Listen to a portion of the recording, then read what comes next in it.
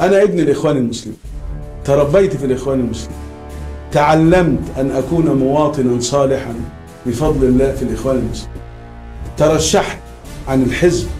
الذي كونه الإخوان المسلمين، وأيدني في ذلك وأيد الحزب الإخوان المسلمين بكل القواعد.